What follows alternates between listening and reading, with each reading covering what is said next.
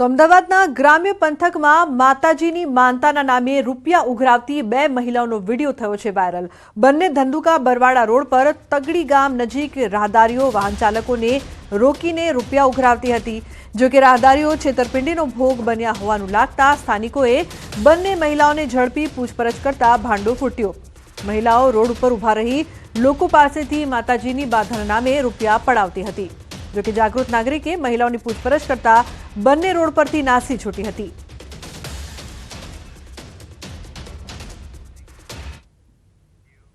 તો બુલેટિનમાં હાલ બસ આટલું જ। તમામ મહત્વપૂર્ણ સમાચાર માટે આપ જોતા રહો ન્યૂઝ 18 ગુજરાતી। નમસ્કાર।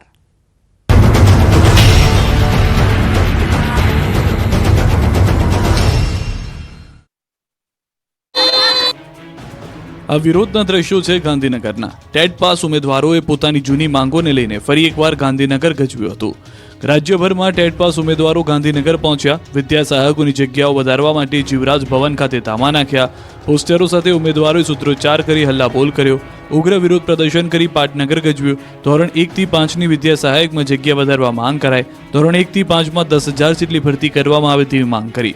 મામલો વધુ ઉગ્ર બનતા પોલીસ આવી ગઈ હતી। પોલીસ અને 30થી વધુ ઉમેદવારો વચ્ચે ચકમક થઈ હતી। પોલીસે ટીંગાટોળી કરી ઉમેદવારોની અટકાયત કરી હતી। માત્ર 5 વ્યક્તિઓને શિક્ષણ મંત્રીને આવેદન આપવા જવા દેવાયા હતા। મહત્વનું છે કે ધોરણ 1 થી 5માં હાલ 16,181 જગ્યાઓ ખાલી છે। વર્ષ 2011 થી 23 સુધીમાં ટેટ 1 પાસ ઉમેદવારોની ખૂબ ઓછી ભરતી કરવામાં આવી છે। જૂનાગઢ ગિરનારની ગાદીને લઈને વિવાદ વકરી રહ્યો છે। હવે તનસુખગીરીના કૌટુંબિક વારસદારે હરિગીરી પ્રેમગીરી સામે ફરી પોલીસ ફરિયાદ નોંધાવતા ખળભળાટ મચી ગયો છે। અંબાજી મંદિરના મહંત તનસુખગીરીજીના દેહ વિલય બાદ તેમની સમાધિ પાસે ધૂળ લોટની વિધિ વખતે ભવનાથ મંદિરના મહંત હરિગીરીએ જૂના અખાડાના પ્રેમગીરીની ચાદર વિધિ કરી નાખી હતી। બાદમાં તનસુખગીરીજીના કૌટુંબિક વારસદાર અને ભીડભંજન મંદિરે સેવા પૂજા કરતા તેજસ ભારતી અને તેમની સાથે રસિક ભારતી બંને સામે પોલીસ ફરિયાદ સ્ટેશનમાં થઈ ચૂકી છે। હવે અરજીમાં એવો આક્ષેપ કરાયો છે કે તેઓએ સમાધિ વખતે જોહુકમી અને અખાડાના મહંત તરીકે પદનો દુરુપયોગ કરી પોતાના કુટુંબીજનોને અને સેવકગણને ધાક ધમકી આપી સમાધિની કાર્યવાહી કરાવી હતી। ખોટી રીતે ગુરુ પરંપરા તોડી પ્રેમગીરીને મહંત તરીકે જાહેર કરી દીધા હતા। આથી બંને સામે કાયદેસરની કાર્યવાહી કરવાની માંગણી કરી છે। પરિવારજનો દ્વારા ફરિયાદ અરજી કરવામાં આવતા મતપૂડો ફરી એક વખત વિવાદનો છેડાયો છે। અમદાવાદમાં ખ્યાતિ હોસ્પિટલ કાંડ બાદ એક પછી એક પીડિતો સામે આવી રહ્યા છે અને હોસ્પિટલ પર ચોંકાવનારા આક્ષેપ કરી રહ્યા છે। દહેગામના બહિલિયલ ગામના રહેવાસીઓનો આરોપ છે કે જાન્યુઆરી 2023માં ખ્યાતિ હોસ્પિટલે ગામમાં કેમ્પનું આયોજન કર્યું હતું। ગામના 30 જેટલા લોકોને હોસ્પિટલે લાવીને ઓપરેશન કરવાનું જણાવ્યું, જેમાં પીડિત જાવેદ બાકરના પિતાને પગનો દુખાવો હતો, પરંતુ રિપોર્ટ હૃદયના કર્યા અને એન્જિયોગ્રાફી કરી નાખી। ઓપરેશન બાદ હોસ્પિટલમાં જ તેના પિતાનું મૃત્યુ થયું। તો ગામના એક અન્ય પીડિત મહિલાનું કહેવું છે કે તેઓ પોતે પગના દુખાવાની સારવાર કરાવવા માટે ગયા હતા, પરંતુ તેમની એન્જિયોગ્રાફી કરી દેવામાં આવી અને આયુષ્માન કાર્ડ હેઠળ રૂપિયા મેળવી લેવામાં આવ્યા। ત્યારે હવે હોસ્પિટલના કાંડ બહાર આવ્યા હોવાની જાણ થતાં આ પીડિતો પણ ન્યાયની આશા રાખી રહ્યા છે। અમદાવાદના ચકચારી ખ્યાતિકાંડનો ભાંડો ફૂટ્યા બાદ દરરોજ નવા પાપનો પર્દાફાશ થઈ રહ્યો છે। મોતના સોદાગરો એક ગામમાં પોતાના પાપનો ઘડો મૂક્યો છે તે હવે ફૂટી ગયો છે। અમદાવાદની વિવાદિત ખ્યાતિ હોસ્પિટલના એક પછી એક કાંડ સામે આવી રહ્યા છે। ખ્યાતિ હોસ્પિટલનો વધુ એક કાંડ સામે આવ્યો છે। ખ્યાતિ હોસ્પિટલ દ્વારા તેલાવ ગામના દશરથ ઠાકોરની એન્જિયોપ્લાસ્ટી કરવામાં આવી, ત્યારે દશરથ ઠાકોરનું પણ એન્જિયોપ્લાસ્ટી કર્યા બાદ મોત થયાનો આક્ષેપ કરવામાં આવી રહ્યો છે। મુખ્ય બાબત એ છે કે હોસ્પિટલે પરિવારને જાણ કર્યા વગર જ ઓપરેશન કરી દીધું હતું। મૃતકના પુત્રનો આક્ષેપ છે કે હોસ્પિટલ દ્વારા યોજાયેલ કેમ્પમાં જણાવાયું કે તેમના પિતાની નસ બ્લોક છે અને તાત્કાલિક તેમનું ઓપરેશન કરી દેવાયું હતું, જે બાબતની પરિવારને પણ જાણ કરવામાં આવી નહોતી। દશરથજી આયુષ્માન કાર્ડ કઢાવવા ગયા અને ઓપરેશન કરી દેવાયાનો તેમના પુત્રનો આરોપ છે। ખ્યાતિ હોસ્પિટલ કૌભાંડ બહાર આવતા ક્રાઇમ બ્રાન્ચે નિવેદન માટે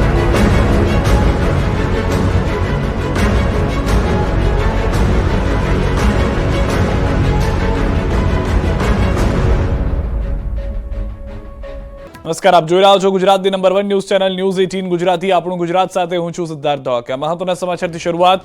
અમદાવાદમાં ખ્યાતિકાંડના મેડિકલ માફિયાના પાપીઓ આખરે ઝડપાયા છે। 2 વર્ષમાં 16 કરોડ ખંખેરિયાનો ખુલાસો। ખ્યાતિકાંડના મેડિકલ માફિયાઓ આખરે ઝડપાયા છે। અમદાવાદ ક્રાઇમ બ્રાન્ચે મોટું ઓપરેશન પાર પાડ્યું છે। કેસમાં ફરાર થયેલા 5 મોતના સોદાગરો સમાન આરોપીઓને ક્રાઇમ બ્રાન્ચે દબોચી લીધા છે। ખ્યાતિ મલ્ટી સ્પેશિયાલિટી હોસ્પિટલના CEO Chirag Rajput, marketing manager Rahul Jain અને મિલિંદ પટેલ, પ્રતિક ભટ્ટ અને પંકિલ પટેલની અલગ અલગ સ્થળેથી ધરપકડ કરવામાં આવી છે.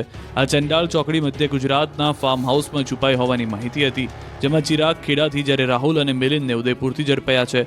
ગૃહ રાજ્યમંત્રી હર્ષ સંઘવી આ કેસનું સતત મોનિટરિંગ કરતા હતા, ત્યારે હર્ષ સંઘવીના ભરોસા પર ક્રાઇમ બ્રાન્ચ ખરી ઉતરી છે. ખાતી હોસ્પિટલના જે મેડિકલ કેમ્પ યોજાયા હતા તે આરોપી રાહુલ જૈન અને મિલિંદ પટેલ જ ગોઠવતા. PMJAY અંતર્ગત સ્વસ્થ લોકોના પણ ઓપરેશન કરીને મોતના મુખમાં ધકેલનારા આરોપીઓને શોધવા પોલીસ રાત દિવસ એક કરી રહી હતી, જે આખરે ક્રાઇમ બ્રાન્ચના હાથમાં આવી ગયા. આ તમામ લોકો પોતાનો મોબાઈલ ફોન બંધ કરીને નવા મોબાઈલથી સોશિયલ મીડિયા દ્વારા સંપર્કમાં હોવાનો ખુલાસો થયો.